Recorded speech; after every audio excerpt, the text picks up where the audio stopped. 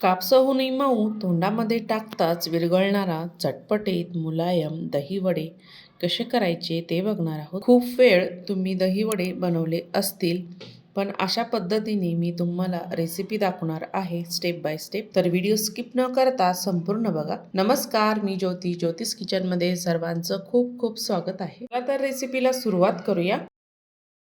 सर्वात आधी आपण चिंचेची चटणी तयार करणार आहोत. मी इथे चिंच भिजू घातली होती अर्धा तास आधी कोमट पाण्यामध्ये. अर्धा वाटी इतकी चिंच होती आणि ती आपल्याला त्याचं गर काढून घ्यायचं आहे. एक पातेलं ठेवलेलं आहे, त्यामध्ये भिजवलेली चिंच टाकली आणि छान अशी स्मॅश करत आपल्याला याचा गर काढून घ्यायचा आहे. जर गर निघत नसेल तर थोडंसं पाणी टाकायचं आणि छान असं आपल्याला चिंच छान त्याचा गर काढून घ्यायचा आहे या पद्धतीने. अजून त्यामध्ये मी थोडंसं पाणी टाकत आहे, म्हणजे छान असा गर त्याचा निघून येईल. मी ही चटणी थोडीच करणार आहे, त्यामुळे अगदी छोटी अर्धी वाटी चिंच भिजू घातली होती. तुम्हाला स्टेप बाय स्टेप मी सर्व चटणी, चिंचेची चटणी सर्व दाखवणार आहे.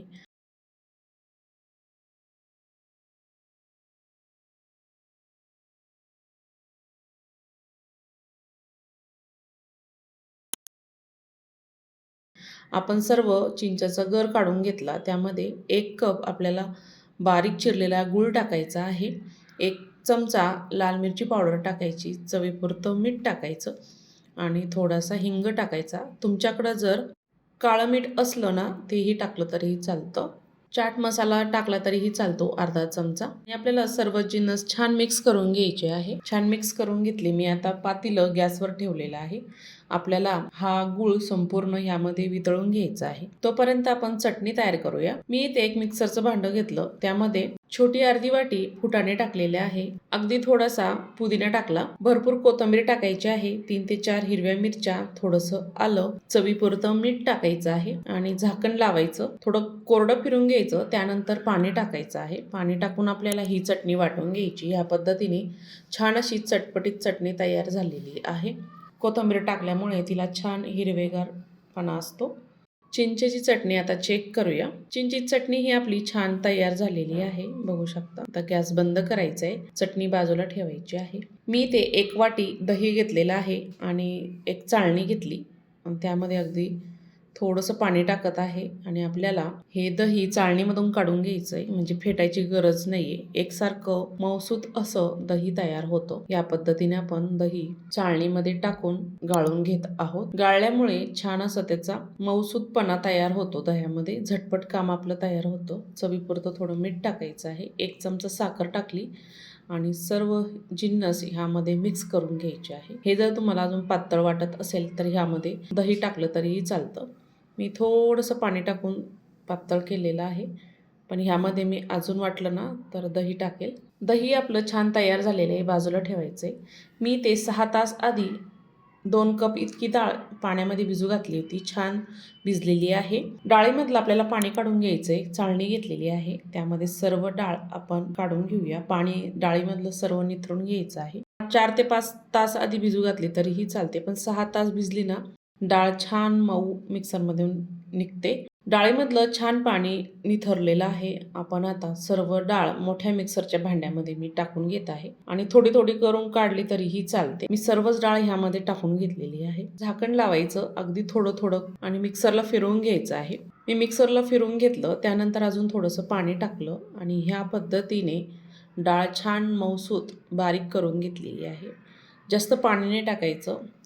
आपल्याला ही डाळ बिना पाणी टाकल्याचीच फिरवून घ्यायची.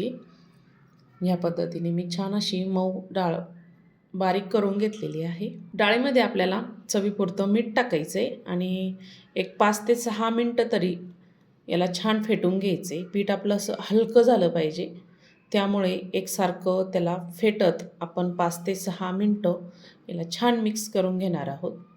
ही डाळ काढायला थोडीशी जड जाते, कारण आपण ह्यामध्ये पाणी टाकत नाही ना, त्यामुळे. अगदी 1-1, 2-2 चमचे करत पाणी टाकून हिला छान असं फिरवून घ्यायचं, म्हणजे छान आपली डाळ बारीक होते. छान मी ते फेटून घेतलेलं आहे. छान फेटलेले बघू शकता. हलकं फुलकं आता पीठ तयार झालेले.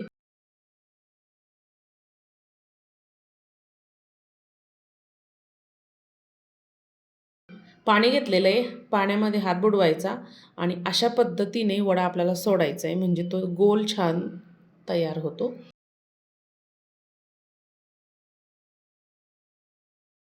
आता मी इथे गॅसवर कढई ठेवलेली आहे. तेल छान तापलेलं आहे. त्यामध्ये आपण ह्या पद्धतीने वडे सोडून घेऊया. ह्या पद्धतीने असे वडे सोडले ना मग छान गोल गोल तयार होतात. तरी त्याला शेपूट निघतंच. मी हे वडे छोट्या कढईमध्ये तळत आहे. त्यामुळे थोडंसं जरी त्याला तेल जर नाही लागलं ना तर छोटे मोठे त्याला शेपटं निघताच, बघू शकता. खालची बाजू छान तळलेली आहे. आपण त्याला आता वरची बाजू छान वड्याला गोल्डन कलर येईपर्यंत तळून घ्यायची आहे.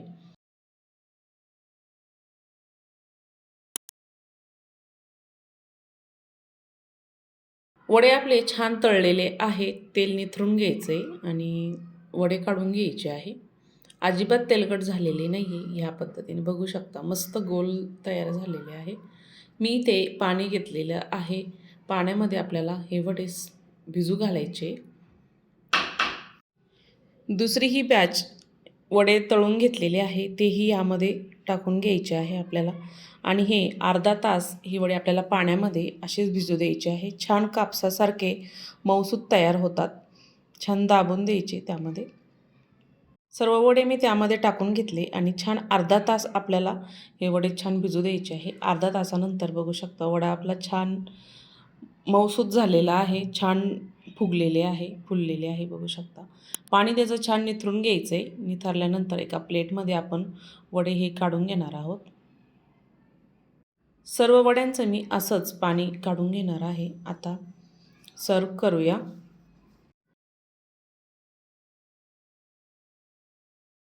सर्वात आधी आपल्याला प्लेटमध्ये दही टाकून घ्यायचं आहे. मी ते 3 ते 4 चमचे दही टाकून घेतलं आणि त्यामध्ये आपण सर्व वडे ठेवणार आहोत. प्लेटमध्ये जेवढे बसेल तितके मी ह्यामध्ये वडे ठेवून घेणार आहे. बघू शकता टम्म असे फुगलेले आहेत. थोडीशी लाल चटणी टाकून घ्यायची.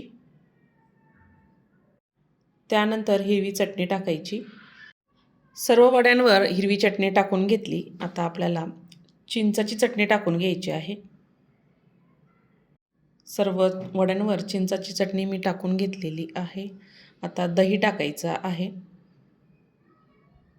मस्त असे चटपटीत मऊसूत मुलायम असे जाळीदार सर्व वड्यांवर छान असं दही टाकून घ्यायचं आहे. मस्त असे मऊसूत कापसाहुनी मऊ दही वडे आपले छान तयार झालेले आहे. तोंडामध्ये टाकताच विरघळणारे दही वडे तयार झालेले आहे. आजची रेसिपी आवडली असेल तर ज्योतिष किचन चॅनलला नक्की सबस्क्राईब करा. बेल आयकॉनला क्लिक करा म्हणजे नवीन रेसिपीचे नोटिफिकेशन सर्वात आधी तुम्हाला मिळेल. फेसबुकवर बघत असाल तर फॉलो करा.